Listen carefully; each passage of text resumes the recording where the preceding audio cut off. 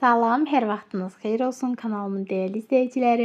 Xoş gördük sizləri. Mən Gülşən Əşmova. Bugün sizlər üçün kurikulumdan MIG sertifikasiya proqramını ödəyən imtahanda rastlaşa biləcəyiniz maraqlı tip testlərin izahını təqdim edəcəm. Ümid edirəm ki, sizlər üçün dəstək mahiyyətli izahlarım faydalı olacaq. Əgər ardının gəlməyini istəyirsinizsə, təbii ki, ətrafınızda olan MIG-ə sertifikasiya hazırlaşan müəllimlərə mütləq şəkildə izahlarımı göndərməyi unutmayın ki, hər kəs izahlardan xəbərdar olsun. Beləcə bizlər də siz üçün bol-bol bu tip izahları yerləşdirək.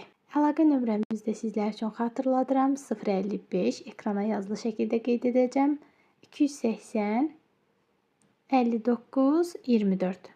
Biraz səliqəsiz alınsa da əsas odur başa düşülür ki, hansı rəqəmlərdir. 055 280 59 24. Bu nömrə vasitəsilə də bizim MIG və sertifikasiya üzrə hal-hazırda sıfırdan açılan proqram materialını tamamilə mənimsəyə biləcəyiniz qruplarımıza yazıla bilərsiniz. Qeyd edim ki, kurikulumdan qazandığınız 1 bal nəinki kurikulumdan fərq etməz. Əgər imtahanda bu varsa, bu fən, qazandığınız 1 bal sizin xeyrinizədir və belə deyərdim ki, kurikulumdan balınızın üzərinə bal gətirməyi unutmayın. Gəlin indi keçək suallarımıza. Birinci sualımız biliyi əhatə edən bir sualdır. Şərtdə qeyd olunub ki, şagirdin koronavirusdan qorunmağın ən faydalı yolu sosial məsafəni saxlamaq və əşyaların tez-tez dezinfeksiya edilməsi olduğunu bilməsi biliyin hansı növünə aiddir? Baxın, burada şagird bilir ki, hər hansısa bir virus var. Koronavirus olmasın, başqa bir infeksiyon virusu olsun, yəni fərq etməz. Yəni hər hansısa bir virus var ortada, düzdür?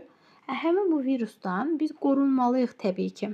Şagird də bilir ki, bu virusdan qorunmaq üçün bilavasitə məsafə saxlamalıdır, əşyaları tez-tez dezinfeksiya etməlidir. Bilir ki, bunu etməsə, onun üçün təhlükə yarana bilər sağlamlığı üçün. Əgər şagird yadınızda saxlayın, özü üçün müsbət faktorlu nələrsə bilirsə ki, məsələn, belə etsəm belə daha yaxşı olar və yaxud belə etsəm hər hansısa bir yaxşı nəticə əldə etməyə bilərəm. Yəni, özü üçün loru dildə desək, strategiya müəyyən etməyi bacarırsa, təbii ki, metakognitiv bilikdir. Yəni, düzgün strategiya, düzgün yol.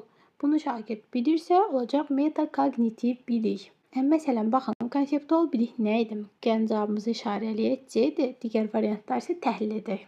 Konseptual o idi ki, yeni bilik idi, düzdür? Hər hansısa bir, belə deyək, işin ehtivasından alınan yeni bilik, yəni yeni nəticə. Bəs prosedural nə idi? Prosedural hər hansısa bir prosesi ehtiva edirdi, hər hansısa bir növ, belə deyim ki, ardıcıllığa ehtiva edirdi təbii ki. Faktoloji da adından göründüyü kimi fakta əsaslanır. Tutaq ki, hər hansısa bir fənlə bağlı fakt xarakterli məlumatlar. Yəni, faktoloji bilikdə biliyin ən sadə növüdür. Ona görə doğru cavabımız olur C variantı, metakognitiv bilik. Çünki biz bildik ki, metakognitiv biliyimizdə bilavasitə biz bilirik ki, bizim üçün səmərəli olan nədir, nəyi etsək, hansı strategiya üzərindən uğur qazana bilərik. Burada da şagird bilir ki, bu virus var, koronavirus olmasın, başqa bir virus olsun. Həmin bu virusdan bilavasitə qorunmaq üçün dezinfeksiya eləməlidir, tez-tez tutaq ki, əlini gigiyenik qaydalara əsasən yumalıdır və yaxud digər məsələlərdə belə deyək. Ona görə olur metakognitiv bilik. Keçək digər sualımıza. Qeyd edim ki, bu sualımız inteqrasiya ilə bağlı maraqlı bir sualdır. Gəlin şərtimizə baxaq. Müəllim 3-cü sinifdə dəyişənli ifadələrin həlli zamanı 2-ci sinifdə keçirilən vurma cədvəli mövzusuna istinad edir. Deyir, müəllim hansı inteqrasiyanı reallaşdırır? Baxın, 3-cü sinifdə dərs keçir və mövzu, indi riyaziyyat dərsidir görünür, dəyişənli ifadələrin həllidir. Yəni, bu həmin bu mövzunu keçir və uşaqlara 2-ci siniflə əlaqə yaradır. Məhz həmin bu mövzu üzrə, yəni daha doğrusu bu mövzuda olan vurma cədvəli mövzusuna. Yəni, fikir verirsiniz, 3-cü sinifdən 2-ci sinifə inteqrasiya elədim. İndi deyəcəksiniz ki, ay müəllim, sinifdən 3-dən 2-yə və yaxud 5-dən 10-a belə inteqrasiya mı var? Biz inteqrasiyanın növünü öyrənmişik ki, fənlər arasıdır. Məsələn, tutaq ki, fizika ilə riyaziyyat arasında və yaxud nə bilim, qeyri bir fənlər. Bir də inteqrasiyanın növünü öyrənmişik ki, bir fənnin daxilində, yəni ancaq o fənnin içində gedir. Bir də öyrənmişik ki, fən üstü, yəni həyatla əlaqə, düzdür? İndi deyirsiniz ki, müəllim, bu fən daxiliyə oxşayır. Çünki riyaziyyat fənnindən söhbət gedir. Sadəcə burada siniflər məsələsi məni çaşdırıb. Sizi çaşdırmasın, çünki bəli, bu fənn daxili inteqrasiyadır. Amması nədir? Amması odur ki, burada bir sinifdən digər sinifə əlaqə qurub. Yəni əgər belə bir məsələ varsa, bu olacaq şaquli. Yadınızda saxlayın. Fənn daxili daxı 2 yerə bölünür. Şaquli, üfüqi. Şaqulidə bilavasitə siniflər üzrə əlaqə var. Yəni siniflər üzrə əlaqə var. Lakin üfüqidə isə siniflər deyil. Fənnin içindən, məsələn, kitabın əvvəli ilə axırının inteqrasiyası ola bilər. Bax, üfüqi budur. Lakin şaqulidə isə siniflər məsələsi var. Mən də gördüm ki, siniflər məsələsi varsa, deməli, bəli, fənn daxilidir. Lakin fənn daxilinin növü hansı növü? Təbii ki, şaquli. Yəni, B variantı. Keçək digər sualımıza. Bu sualımız çox maraqlı, imtahan kontekstini ödəyən uzun-uzadı bir sualdır. Gəlin situasiyamızı səsləndirək. Ayşən sinifin fəal və hazırlıq şagirdlərindən biridir. Amma o əməkdaşlıq etməyi sevmir, daha çox fərdi olaraq aktivlik göstərməyə meyillidir. Müəllimin Ayşənlə bağlı atacağı hansı addım daha uğurlu olar? Burada Fuad düşüb Ayşəndir. Yəni səhvlik olub. Deməli, Ayşənlə bağlı atacağı addım hansı uğurlu olar? Gəlin oxuyaq variantları.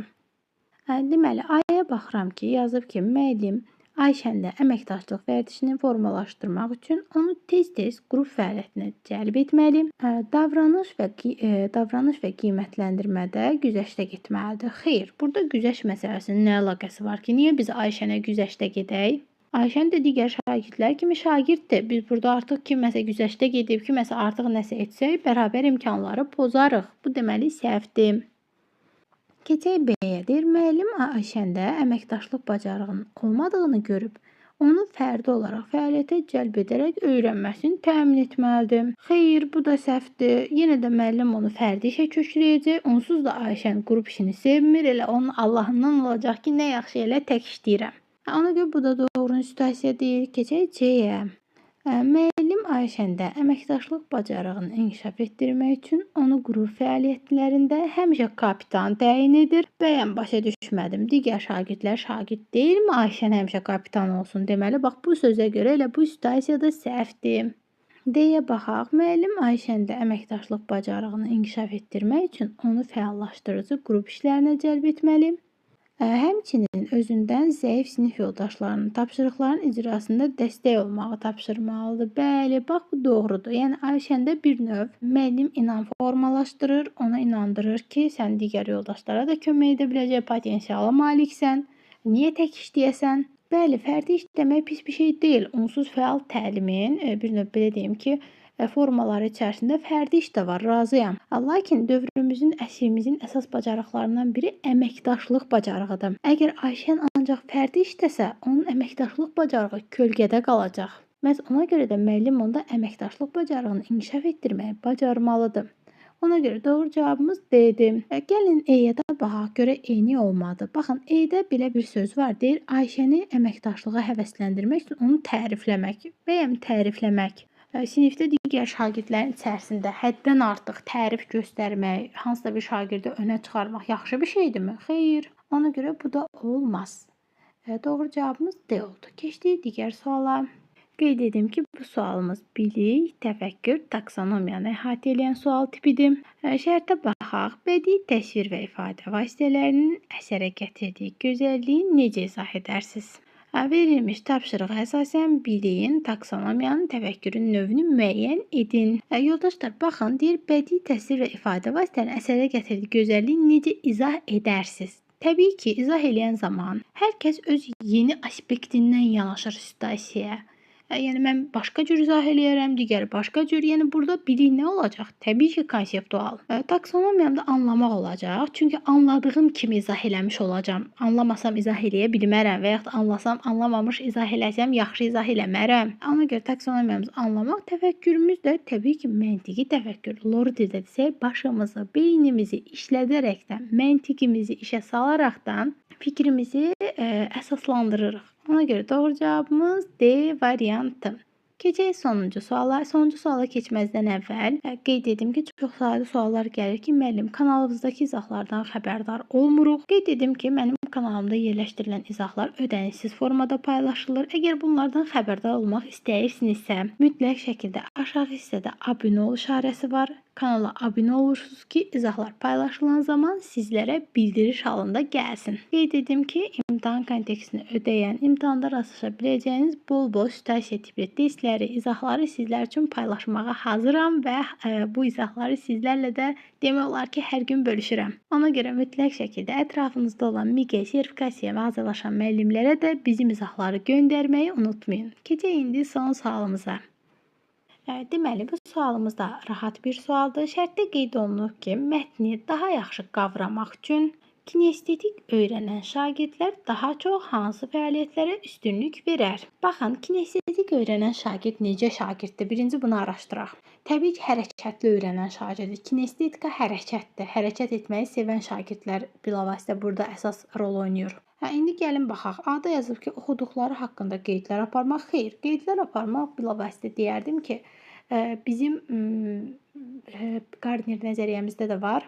Verbal lingvistikaya aiddir. Ona görə bu olmaz. Bizdən kinestetik soruşur. Hətta yəni Gardnerin nəzəriyyəsini soruşmur. B-yə baxaq. Mətnlə bağlı rol oyunlar. Bəli, kinestetik intellekt danışmaqdan çox hərəkəti sevir. Hərəkətdə öyrənsin, çalışsın, yəni bunu sevir. Ona görə doğru cavabımız B olacaq. Heç uzağa getməyə ehtiyac yoxdur. Bu da bizim bugünlük son testimiz idi. Qeyd edim ki, imtahanda 1 bal belə sizin xeyrinizədir. Düşünməyin ki, ixtisasımı yaxşı yazaram, kurikulumdan yazmaram. Onsuz MİQİ-də tələb var. Ən azı 6 sualdan kurikulumdan düz yazmaq lazımdır. Sertifikasiyada hələ ki belə bir tələb olmasa belə, Allah göstərməsin, 30 baldan 29 bal toplayan müəllim və yaxud 51 baldan 50 bal toplayan müəllim keçən sertifikasiyadan kəsilmişdi. Daha doğrusu hər il kəsilmə baş verir bir bala görə.